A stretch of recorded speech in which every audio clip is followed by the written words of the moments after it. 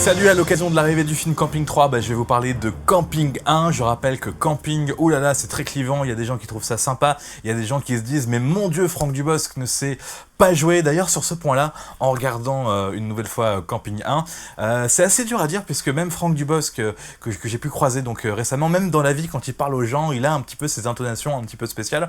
Donc oui, bien sûr, Camping c'est hyper surjoué, mais ça fait partie du personnage. Pour ceux qui l'ont vu aussi un petit peu en one-man show, voilà, c'est une déclinaison de tout ça, donc c'est pas la peine de dire il surjoue, il est nul, c'est pas un vrai acteur. Bon bah voilà, il a quand même fait un énorme succès avec Camping, et moi personnellement je fais partie des gens qui trouvent que ouais, Camping c'est sympa, je ne me lasse pas de le regarder.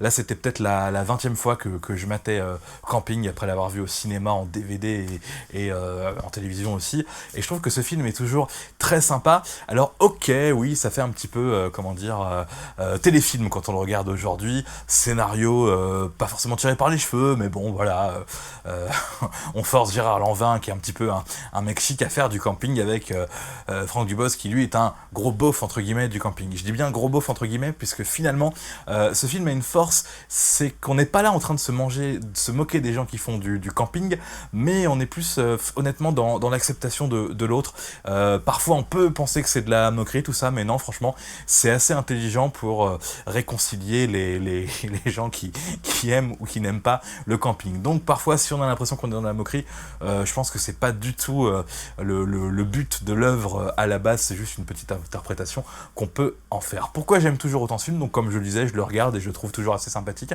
Je trouve qu'on a toujours de bonnes émotions dans cette relation entre Dubosc et Gérard Lanvin. L'histoire est sympa, le cadre, voilà, le cadre du camping. Peut-être que ça s'était pas tant vu que ça au cinéma avant le camping. Là, on fait quand même un film entier dans un camping. Je vois des choses du camping que j'ai un petit peu connues il y a très longtemps, et je me dis mais est-ce que ça existe encore tout ça? Non, c'est incroyable, les sanitaires, les machins, les tentes en toile, les sardines qu'on plante et tout.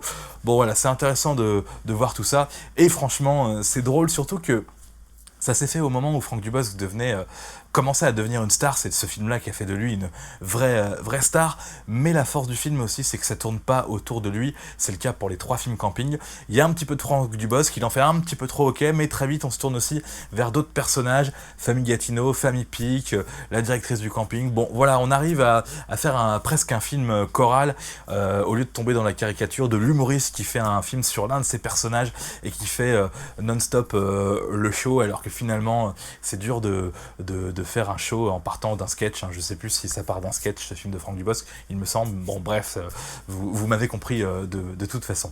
Donc voilà, film que j'apprécie toujours regarder, le meilleur des 3 évidemment, parce que c'était le premier, parce que on refait des gags dans le 3 aussi qui sont un petit peu pompés sur celui-ci. Donc vraiment très bon film, film familial quoi, hein. C'est pas le film qui plaît forcément aux jeunes, mais si on le regarde en famille comme ça peut être extrêmement sympathique. Des répliques qui sont devenues cultes, des scènes cultes aussi, la danse des tongs, tout ça. Bon voilà, et puis je repars sur Jackie Pic, Claude Brasseur, toujours très drôle, très impressionnant. Donc voilà, il n'y a pas grand chose à dire sur ce film. Je pense que certains le re-regarderont avec plein de nostalgie, plein d'admiration. C'est plus après, quand vous passerez sur le 2 et le 3, où vous vous direz bon voilà, c'est une saga qui a perdu quand même du souffle et du rythme en se développant.